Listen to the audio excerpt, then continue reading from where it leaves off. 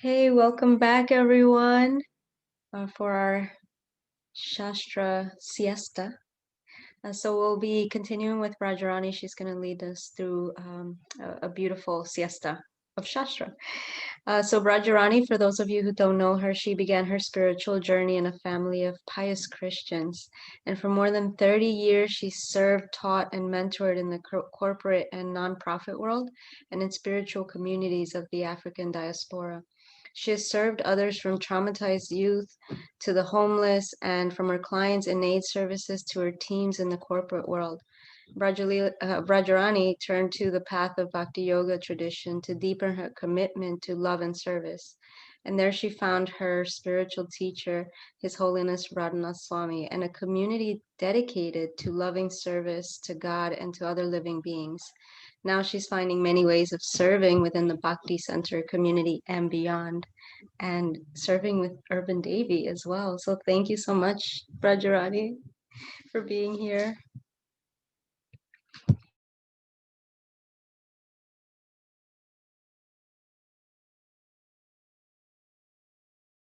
So much.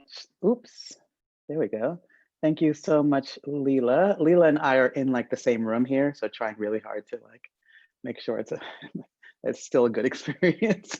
We don't have like echoing sound and things like that. So really happy to be here with you all and to be talking about my favorite verse, one of my favorite verses in the world, but certainly my favorite verse of the Sri Ishopanishad. And I think it's, given the conversation we've had today, beginning with Leela talking about how we can heal and transform and breathe out, and Rambhu talking about how we transform over the decades and over our lives, and giving some real, very specific, always practical ways of thinking about it. And then Raja Leela just talking about introspection, and that beautiful Leela of Dhruva Maharaj, and talking about reflecting on sacred teachings and having compassion for ourselves, which I think leads really nicely into this particular verse. But I'll start with just a short prayer, just always to remember those who've gone on before us. Om Gyantirandasya Gyananjana Shalakaya Chakshulamitamyena Tasmai Shri Guruve Namaha. Namo Vishnu Padaya Krishna Prasthaya Bhutale Shrimate Bhaktivedanta Swami Ti Namine Namaste Saraswati Deve Gauravani Pacharine Nirvishesha Shunyavadi Paschatadesha Tarine Jaya Shri Krishna Chaitanya Prabhu Nityananda Shri Advaita Gadadhar Shiva Sari Gaura Bhakta Vrinda Hare Krishna Krishna Krishna Hare Hare Hare Rama Rama Rama Hare Hare. So this issue, this transformation, so much change and transformation, particularly this last 6 months, as we've all experienced and had to find new ways of being and doing things with COVID-19. It's really necessitated it, and it's all good stuff. And at the same time, it's really important to remember something key, which is who we are. And so we'll use the Sri Ishopanishad to just keep ourselves always grounded as we think about all the ways in which we want to change, need to change, will change, are changing. How do we keep ourselves grounded in who we are at the core? So the invocation of the Sri Ishopanishad is Om Purnamada Purnamidam Purnat Purnamudachyate Purnasya Purnam Adaya Purnam Eva Vashishyate. The person of Godhead is perfect and complete. And because he is completely perfect, all emanations from him, such as this phenomenal world, are perfectly equipped as complete wholes. And whatever is produced of the complete whole is also complete in itself. And because he is the complete whole, even though so many complete units emanate from him, he remains the complete balance, perfect and complete. The immenseness of God. This to me really kind of fascinates me. When we think about sort of everything in our universe, if you take something, you subtract something from it, you have less. Like that's our experience in the world around us. If you take 5 and from it you subtract 2, you have 3. But when it comes to the divine, to the most high, to the supreme, to the unimaginable, when you take 2 away from 5, like you still have 5. Like that's like, he can continue to just give off these little 2s here, here, and there, and still be a complete 5. That is beyond my ability to really fathom and comprehend, and that immenseness is that ability to not comprehend is actually one of the things I love about this huge thing, the divine or God or Krishna, whatever you want to call him. So one of the things that, so each of these verses has a little explanation that Srila Prabhupada wrote. And this one says, the complete whole or the absolute truth is the complete personality of Godhead. Realization of impersonal Brahma or of Paramatma, the super soul, is incomplete realization of the absolute complete. The supreme person of Godhead is such chit ananda vigraha. Realization of the impersonal Brahman is realization of his sat feature, or his aspect of eternity, and Paramatma realization is realization of his sat and chit features, his aspects of eternity and knowledge. But realization of the personality of Godhead is realization of all the transcendental features, sat, chit, and ananda, bliss. And so he is sat, chit, and ananda, and we, these living entities, the soul that's within us, is that has been come from this complete whole. We are these complete units that have come from him, and we also, at our heart, this piece inside of us that maybe we touch and sometimes we don't touch, is also full of knowledge, eternal, and full of bliss. We are the same in quality. We are really tiny in quantity, but we are the same in quality. We don't always feel this, and many of us often don't feel much of this. And there's reasons that we don't feel this, and I'll talk about that a little bit, but this is important to know. Even as we are thinking about the ways in which we need to transform, the ways in which we are transforming, who we are becoming, there is in the living entity within us, the spirit, the jiva, the soul within us is already complete and loved, complete and well loved. So in mantra 7, it says, one who always sees all living entities as spiritual sparks in quality, one with the Lord, becomes a true knower of things. What then can be illusion or anxiety for him? And we know this in our head. We don't, like, what does it mean to really know and see ourselves as this spiritual spark? The living entities are qualitatively one with the Supreme Lord, just as sparks of a fire are qualitatively one with the fire. Yet sparks are not fire as far as quantity is concerned, for the quantity of heat and light present in the sparks is not equal to that in the fire. So this is that sort of we're emanating from him, we are the same, and yet we are different. And I love this idea, it's the fire, this little spark comes off of it. When it separates from it, it kind of, somewhat sort of dies out. And it is, but it's not the fire. It's clearly not the fire. These little things that come out from the fire, similar to the sun. It's another example that's often used in the sun. The sun is this big thing. These rays come off of it. The rays are all the same quality of the sun, and yet they aren't the sun itself. And this is a beautiful way of thinking of ourselves and our relationship to the divine. And that is what we are at the heart, even when we don't feel it. This is the basis upon which, as all we do, all the shifting and changing and transforming that we do at heart, we are already complete.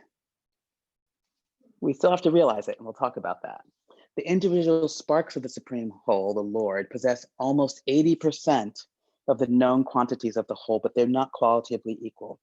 These qualities are present in minute quantity for the living entity, which is us, human beings, or the trees, or the animals, your pets. To use another example, the quantity of salt present in a drop is never comparable to the quantity of salt in the ocean, right? So it's just a little bit, but it's still the same salt. And yet it is nothing compared to the immenseness of the ocean that exists there for us. So, so this is it. So we are full of knowledge, we're full of bliss, we are full of, we are eternal. That is what our soul is, the soul that migrates from one body to another. That is what it is. But we often don't feel that way, right? We often are aware of, we were talking a little bit about how sometimes introspection can turn into something that's not as positive for us. So we can be very aware. Some of us really aware of the ways in which we shall fall short of the goals that we have for ourselves, or the ways that we fall short of some spiritual ideals that we have that we're evolving to, or like that exercise we did as we looked at what it is. And for me, it was, insisting that people see the world the way I do. Like I'm aware, every time I do it, I'm aware of I fell short again. Right. So that we are much more aware of those things than we are to this eternal soul within ourselves. So why is that? So what Srila Prabhupada says is all our facilities have been given to us to enable the living entity to realize the complete whole. All forms of incompleteness are experienced due to incomplete knowledge of the complete whole. So why don't we see ourselves? Why aren't we connect to ourselves? Why don't I see myself as this Sat Chit Ananda? Is because why do I see myself literally almost as incomplete? And it's due to our incomplete knowledge of the complete, or incomplete knowledge of the Lord. And because we don't know that there is a complete arrangement in nature for our maintenance, we make efforts to utilize the resources of nature to create so-called complete life of sense enjoyment. So we try to complete ourselves by things that we're doing. Because the living entity cannot enjoy the life of the senses without being dovetailed with the complete whole, the misleading life of sense enjoyment is illusion. And this is the important piece. This is the piece I want to get to here, which the hand of a body is a complete unit only as long as it's attached to the complete body. When the hand is severed from the body, it may appear like a hand. I mean, it is a hand. It's got all the veins and the muscles and everything else of the hand. But it actually doesn't have the potencies of the hand. Why? Because it's not attached to the body. Like this hand, if you cut this hand off and you put it on the table, it couldn't grab anything, it couldn't do anything.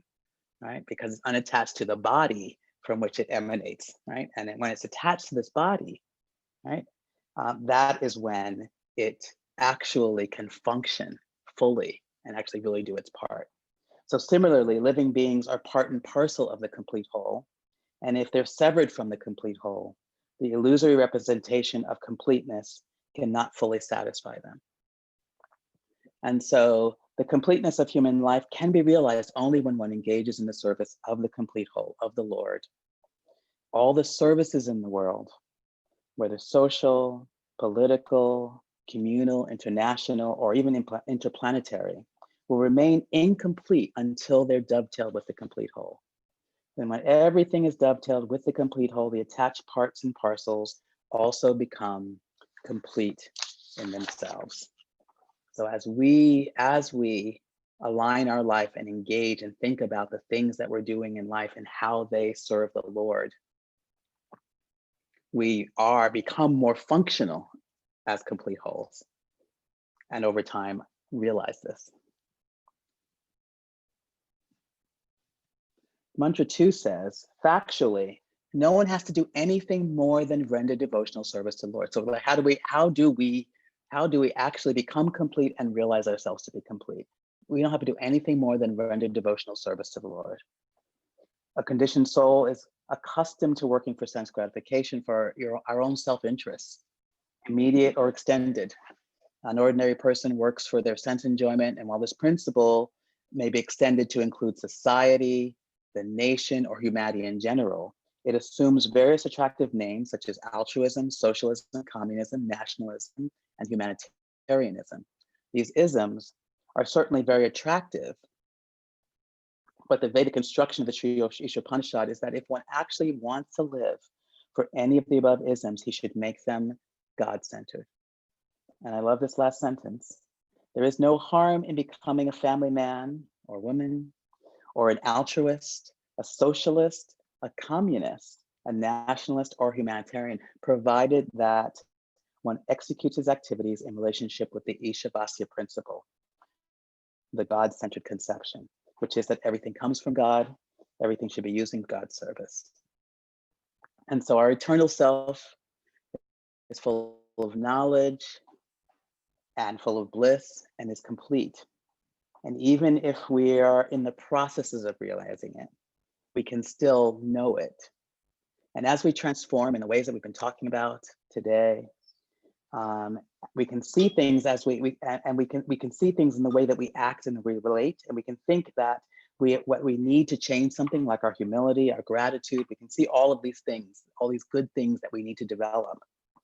Let's keep in mind at the same time that we are complete and perfect at core, that we are sparks of the divine, that we are loved, and that we should therefore accept ourselves. And we see this played out in nature. You see this beautiful peacock spider, right? It's the same in its core. It's the same spider, even as it transforms into this amazing. Like, I didn't even know this creature existed until I went searching on the internet. So at its core, you know, that complete unit, but as outside, like we're transforming externally, right? We're transforming in everything that covers this little spirit of ours. And the other thing, of course, is the butterfly. You can see the butterfly starting as a caterpillar to the butterfly. What's inside is still the same. What's inside is still this beautiful, complete thing, even as it evolves and transforms and becomes this more and more beautiful thing. So from there, let's have a little bit of maybe, what do we have? We have a few minutes for some discussion, ways in which people, I don't know where we're good. Leela, how are we going to do this? Ways in which people, reflections and realizations from this passage. Okay, friends, feel free to type in any realizations. I'll read them for you. Yes, all comments are welcome.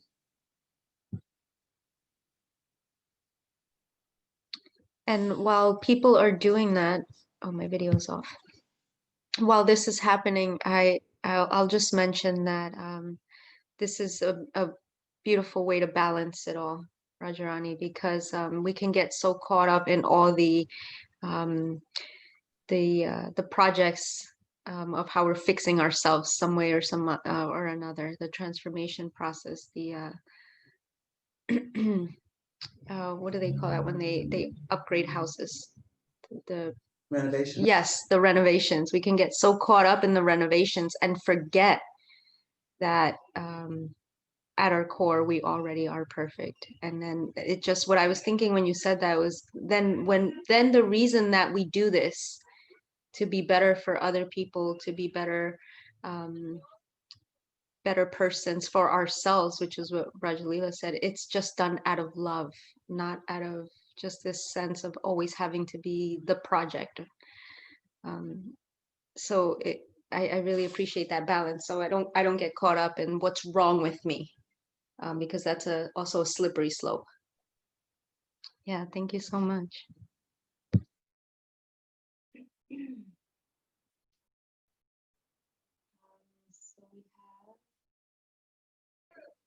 Rukmini's mentioned a vision of completeness at our core, to see my essence. Yes, the essence that doesn't change. Aligning our lives to Krishna, we become a complete whole, really spoke to me. Thank you. Yeah. Maybe we can let people speak. Yeah. And meet people. I am.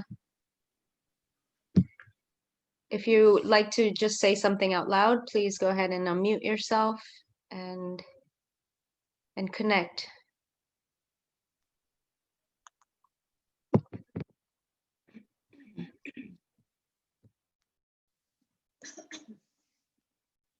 I love that you brought this also back to love, right? love and compassion, right? Compassion for ourselves. Realizing this helps us to have compassion for ourselves, and love for ourselves, and love and compassion for others, right? How we interact with them, how we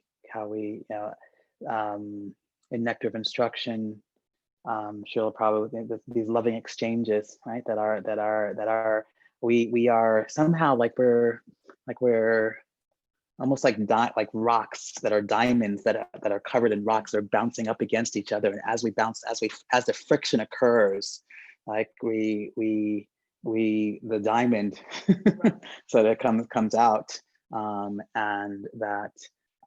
so that the work that we do in part is even to have these better loving exchanges with each other. Yeah, that's beautiful. There is a question from Rajalila. Thank you so much, Rajarani. I love your slides and the reminder of my completeness. What can I do on a daily basis to remember this completeness?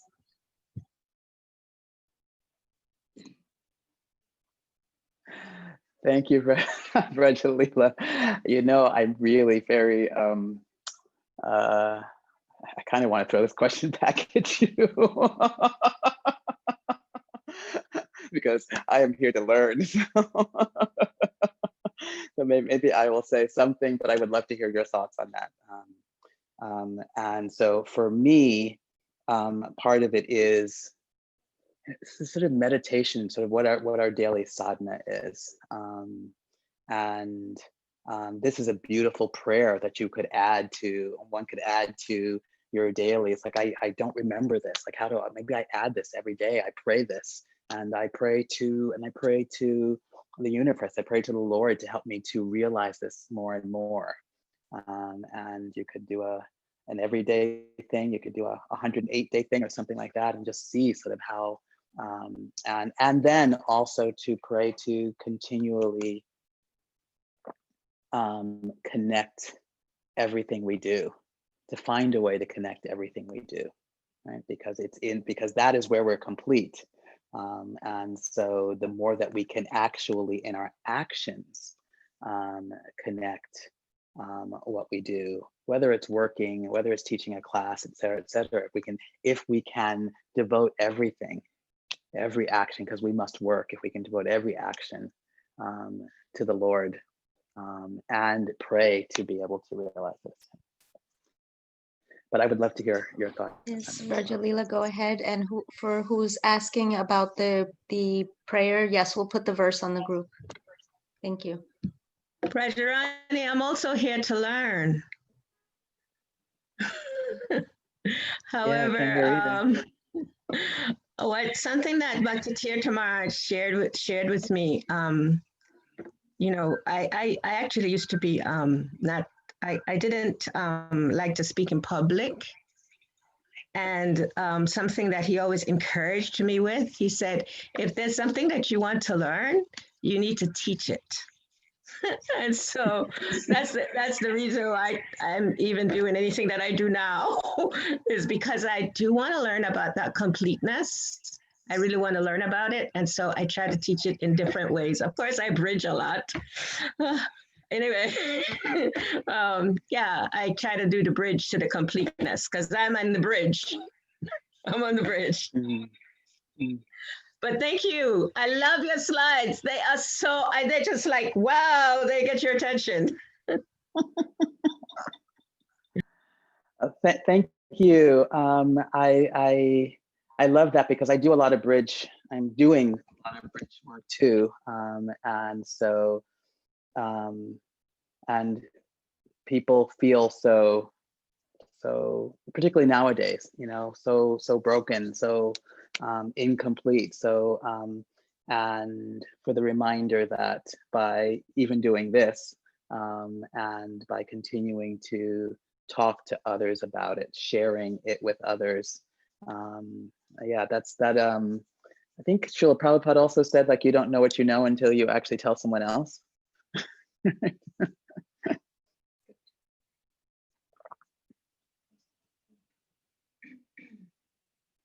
Anyone else have that? Rukmini.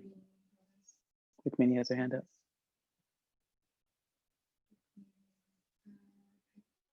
I unmuted her. Oh, okay, I'm unmuted now. Okay, yes, Rukmini. I really love Brajarani. I love the way you explain these verses in such a holistic way, because, you know, I often think about this verse that everything is perfect and complete, but somehow we don't have knowledge of the complete whole. And I kind of fight back against that verse when I think of it, because I think, well, how can wars be perfect and complete? And how can prejudice and racism and craziness be perfect and complete? So I find myself always sort of fighting back against it. But you explained it in such a holistic way. Maybe you can answer that question. But I think, you know, you're talking about at our core, at our essence, there is completeness, and we just have forgotten, and the disconnection, I guess, is the problem. Yeah, you were pointing out. It was very beautiful. Thank you. That is a really interesting. Thank you so much, Rukmini, dear.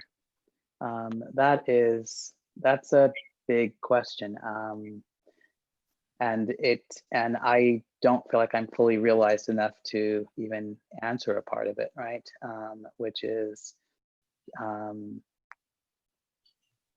you know, I think of complete units. When I think of complete units, I think of material things, right? I think of the, you know, beings. I think of the, you know, molecules and things like that. And yet, what also does emanate from the Lord are these opportunities to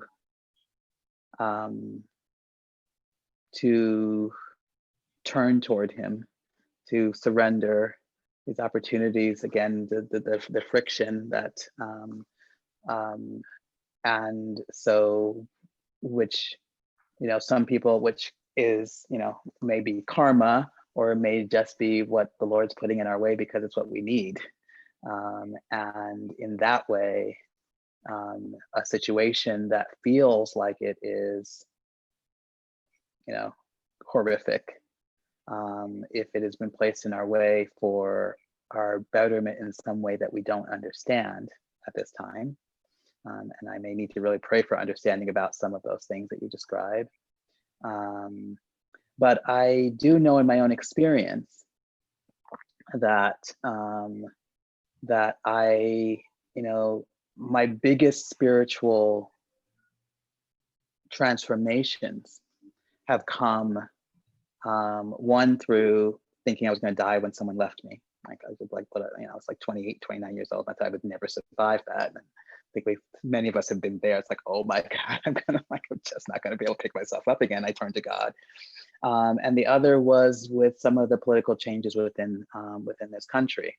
And that is what brought me to Bhakti. So I can look at this thing that in my personal experience, and others may see it differently, felt really awful, really. But that is the impetus for me to actually sit down with the devotees and chant, and to even be here with you 3 years later, almost 4 years later. And in that way, this situation in the world right now, that where people are in pain, can be that thing that actually helps us to actually come closer to understanding our completeness. And that's a wild thing to contemplate.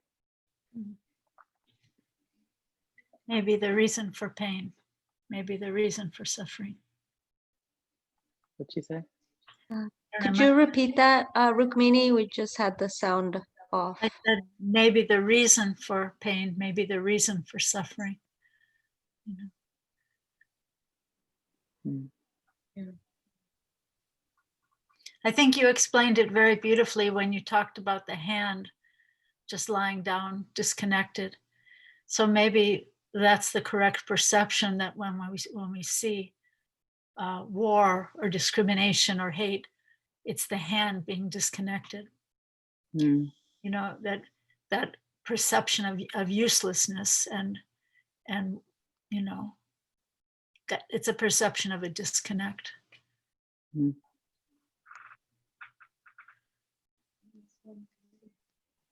That's beautiful. That's really beautiful, Rukmini. Thank you. I copied it from you. She got We're going back and forth on sound here because we. What did you said? You copied it from? You.